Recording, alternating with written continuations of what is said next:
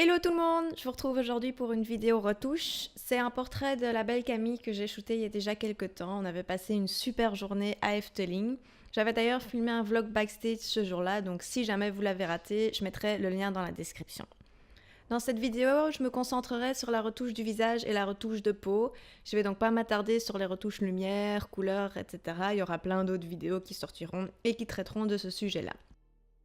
En aucun cas, cette vidéo montre la technique parfaite à utiliser pour retoucher un visage. Je dis pas que ma façon de travailler est meilleure que les autres, loin de là. Le but ici, c'est de montrer clairement comment moi je le fais avec mes trucs et astuces et mes étapes cruciales lors d'un processus de retouche.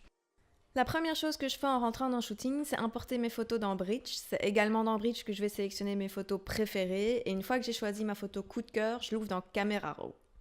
Ma toute première étape, c'est de rajouter de la clarté à la photo. En général, je mettrai toujours ma clarté entre 10 et 15. Ici, en l'occurrence, ce sera 15. Ensuite, je vais jouer sur les tons clairs et les tons foncés afin de déboucher un peu les ombres. Comme vous le voyez ici, il n'y en a pas énormément.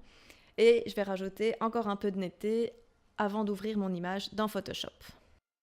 Dans un premier temps, je vais recadrer légèrement ma photo et c'est là que notre retouche visage peut enfin commencer. Je tiens quand même à préciser que ma modèle a un visage de rêve pour ce genre de retouche et que le maquillage fait par ma superbe maquilleuse Anaïs Benamor facilite davantage la retouche. Je duplique mon calque arrière-plan histoire de ne pas faire de bourde irrécupérable par la suite. La première chose que je fais tout le temps, c'est corriger les cernes. Pour ça, je vais utiliser l'outil pièce et tout simplement enlever les cernes. Une fois que c'est fait, je vais passer l'opacité du calque à 40%, parce que le but c'est pas qu'elle ressemble à une poupée de cire. Ensuite, je vais fusionner les calques et redupliquer l'arrière-plan et tenter d'ouvrir légèrement l'œil avec l'outil fluidité. Il faisait plein soleil, Camille a les yeux très clairs, et donc ça arrive super souvent qu'un œil soit plus fermé que l'autre. C'est une retouche qui doit être faite petit à petit, à plusieurs reprises, mais je vais directement vous passer celle où j'ai réussi et où j'étais satisfaite du résultat. Parce que si on ne le fait pas, on se retrouve vite avec un œil de personnage des têtes à claques. Une fois que c'est fait, je vais éclaircir les yeux. Beaucoup feront cette étape pendant le Dodge and Burn, mais moi je préfère peindre avec l'outil pinceau, histoire de pouvoir jouer avec les couleurs. J'accentue donc les lumières, là où elles sont déjà, et je vais même accentuer du coup les reflets jaunes qu'elle a dans les yeux. Encore une fois, difficile d'avoir des yeux plus beaux que ceux de Camille. Une fois que tout est fait, je vais mettre un flou gaussien sur mon calque afin de lisser le tout et jouer avec l'opacité de mes calques pour un résultat le plus naturel possible.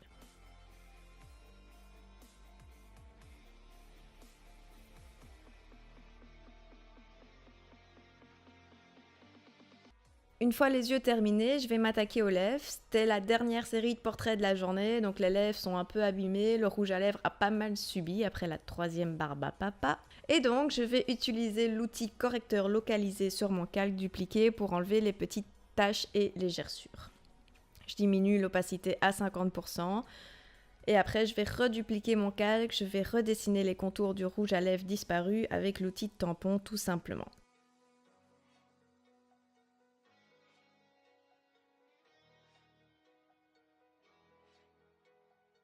Une fois que c'est fait, je redescends l'opacité à 50% comme toujours.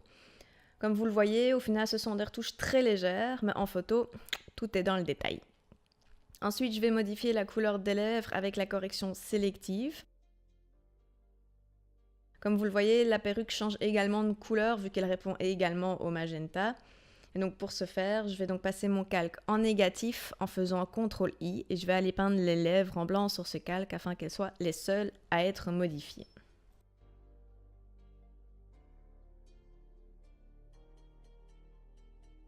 Une fois les lèvres et les yeux terminés, je vais rajouter un peu de netteté optimisé. Ensuite, pour l'étape d'après, j'adore les taches de rousseur de Camille et j'ai décidé de les accentuer. Pour ce faire, je vais tout simplement utiliser une courbe, foncer mon image, passer mon calque en négatif comme là tout à l'heure et peindre sur les taches de rousseur que j'aimerais accentuer tout simplement.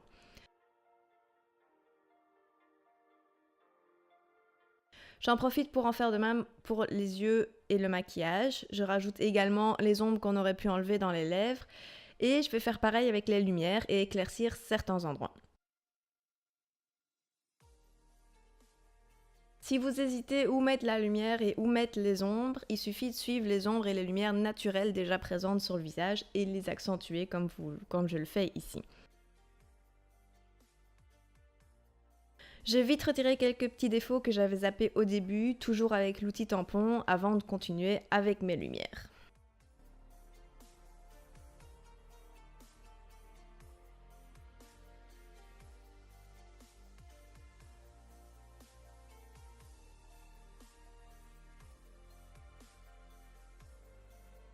J'enlève rapidement quelques taches de la main avec l'outil correcteur et passe mon calque à 50% d'opacité comme d'habitude. Ensuite, je vais redresser un peu l'image et aller peaufiner la silhouette dans fluidité, mais très légèrement.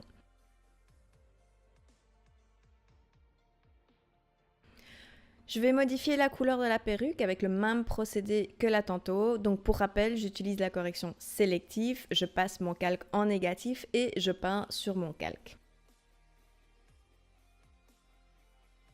On est bientôt à la fin, mais j'ai jeté un dernier coup d'œil à la photo et je trouvais que la texture de la main était très rude par rapport au reste de la photo qui pour moi est très douce. Et donc j'ai décidé de la lisser très légèrement avec mon plugin Portraiture et de dérougifier également le pouce. Oui, le terme dérougifier existe depuis approximativement 1 minute.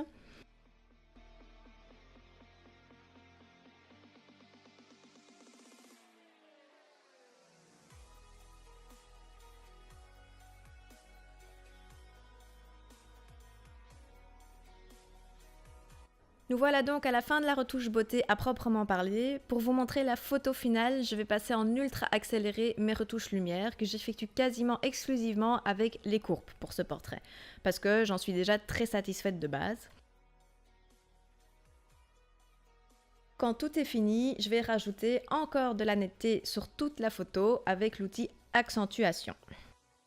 Et voilà, ma retouche est finie. Voici un petit avant-après.